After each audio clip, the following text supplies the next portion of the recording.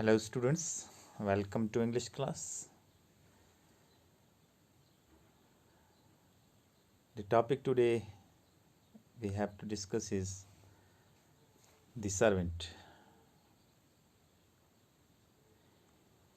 The servant in your textbook is a chapter from short story section.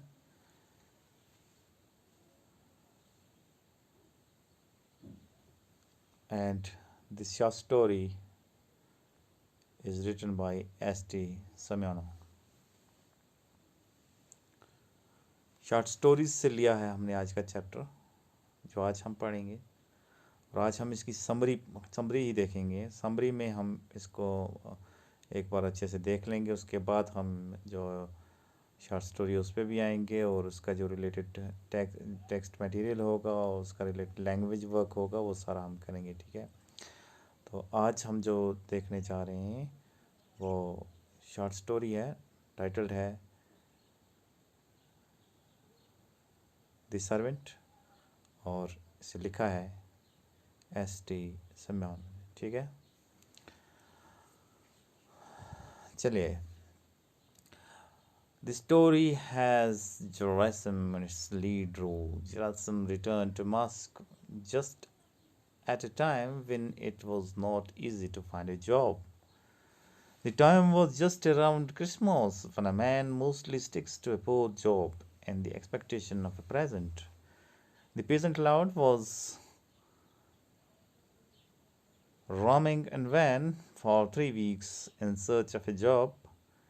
He stayed with his village relatives and friends, and although he had not yet suffered great lack, he was disheartened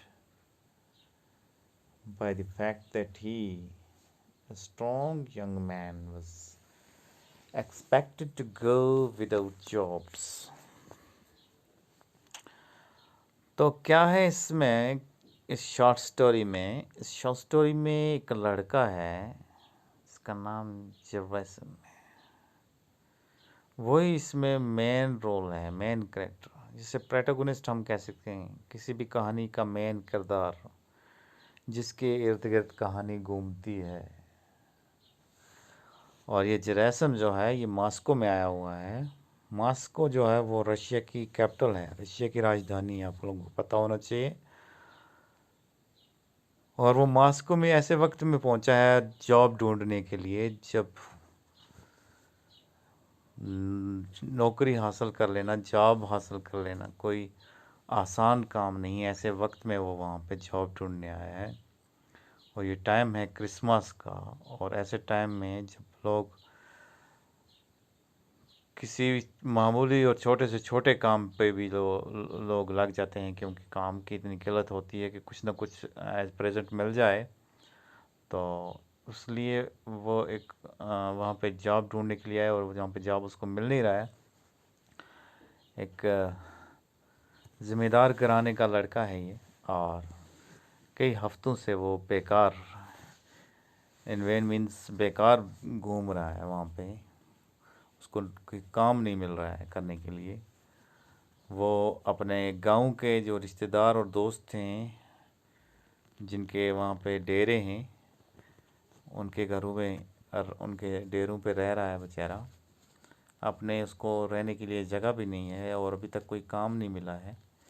जैसे अब मान लीजिए कि हमारे करना से कुछ श्रीनगर जाता है और वहाँ नौकरी ढूंढे, वहाँ काम ढूंढे, जैसे अपना घर वहाँ पे ना हो, तो उसके अपने गांव के या उसके अपने करना के कोई दोस्त या रिश्तेदार जो मिल जाएं तो उनके पास वो बैठ जाए। ऐसे ही वो रशिया के किसी और इलाके से जो है वो आया हुआ है मॉस्को में, कैपिटल सिटी जो है यहाँ पे, और यहाँ पे वो अपने दोस्तों रिश्तेदारों के यहाँ बैठा हुआ है, जॉब ढूंढ रहा है।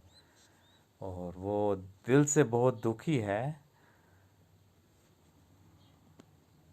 इसलिए कि उसके जैसा एक मज़बूत नौजवान लड़का जो है वो काम के बगैर भटक रहा है। इस बात पे वो बहुत दुखी भी है अंदर से।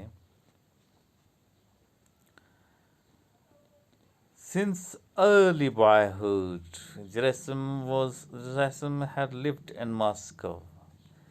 He had gone to work as a bottle washer and a brewery at the time when he was still a mere boy, and later as a lover servant in a house for the last 2 years. He had been working in a merchant's house and would still have held that position if he had not been called back for military service to his village. However, he had not been selected.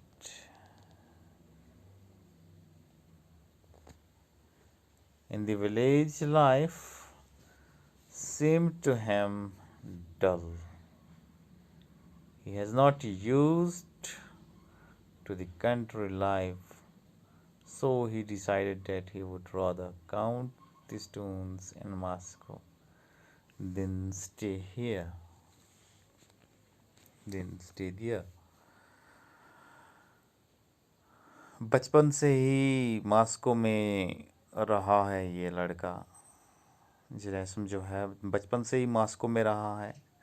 जब बहुत छोटी उम्र का लड़का था तब उसने बोतलें धोने का काम किया है रशिया में। एक ब्रेवरी में बोतलें धोने का काम किया है। सिर्फ एक छोटा सा लड़का था उस वक्त जब उसने ये काम किया। उसके बाद वो एक घर में सर्वेंट की हैसियत से काम कर रहा था, एक घर में नौकर की हैसियत से काम कर रहा था 2 साल से। और अभी तक वो उस काम में लगा होता। किसी ताजर के घर में था, अभी भी उस काम पे वो होता अगर उससे गांव में वापस मिलिट्री सर्विसेज के लिए ना बुलाया गया होता। उसे उन्हीं दिनों गांव से कोई कॉल आई थी, कोई लेटर आई थी कि गांव वापस आ जाओ, आपको मिलिट्री सर्विस यहाँ पे मिलेगी। फौज की नौकरी के लिए वहाँ पे गांव में बुलाया गया था। मॉस्को से अपने गांव चला गया था और वहाँ पे वो सिलेक्ट नहीं हुआ। जब वो वहाँ पे मिलिट्री सर्विस के लिए सिलेक्ट नहीं हुआ तो उसे वो विलेज लाइफ, जो कि ज़्यादा शहर में रहा था मॉस्को में, विलेज लाइफ उसको बिल्कुल डल जैसी लग रही थी। वो उस माहौल में रहना पसंद नहीं कर रहा था, इसलिए उसने डिसाइड किया कि वो मॉस्को में जाके स्टोन काउंट ही करेगा, लेकिन यहाँ नहीं बैठेगा। यहाँ मतलब अपने गांव में नहीं। It was becoming more and more irksome every minute for him to travel on the streets in idleness. He left no stone unturned in his efforts to achieve some kind of job. He tried all his friends and acquaintances, even kept people upon the street and asked if they knew about a job anywhere, but in vain. वो बहुत थक हार चुका था Moscow में आके job ढूंढने के लिए। मॉस्को की गलियों में बेकार फिरते फिरते वो बहुत तंग भी आ गया था। उसने कोई भी कसर बाकी ना छोड़ी थी। No stone left unturned means कोई भी कसर नहीं रखी थी जॉब ढूंढने में। कोई जॉब मिल जाए किसी तरह का। उसने दोस्तों तक अप्रोच की, उसने जिस जान पहचान वालों तक अप्रोच की, और उसने मॉस्को की गलियों में लोगों से पकड़ के भी पूछा कि अगर उनको किसी जॉब के बारे में कोई पता है तो उसे बताएं। लेकिन एंड वैन ऐसा बेकार में उसने किया, क्योंकि ऐसा करने से भी उसको कोई काम नहीं मिला। Finally, Gerasim could not bear the burden of his men anymore. Some of them were disturbed by his coming to them, and on his behalf, others had suffered.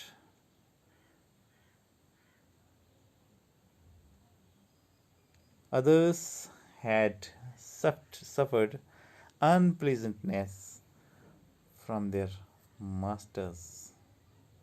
Everything to do he was at loss together.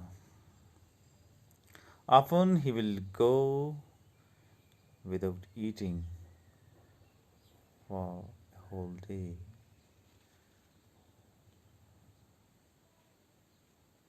और अब आखिर में ऐसा वक्त आ चुका था कि जब जिरैसन जो है वो अपने दोस्तों और गांव के जो रिश्तेदार थे उन पे बोझ भी नहीं बनना चाहता था। उनमें से बहुत सारे लोग जो थे जिनके पास वो रहता था वो डिस्टर्ब हो रहे थे। बहुत सारे लोग जो थे वो डिस्टर्ब नहीं भी होते थे, लेकिन जिनके यहाँ वो काम कर रहे थे उनके जो मास्टर्स थे, क्योंकि वो लोग जो उसके गांव के हैं वो भी किसी के साथ नौकरी कर रहे थे, तो उनके जो मास्टर्स थे वो तंग आ रहे थे। Everything to go, he was at loss altogether. और अब क्या था, उसके लिए हर तरफ से नुकसान ही नुकसान था। और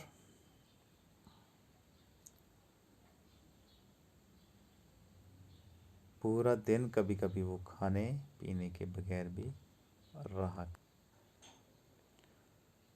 So students, this is Voice for the Day. We'll be continuing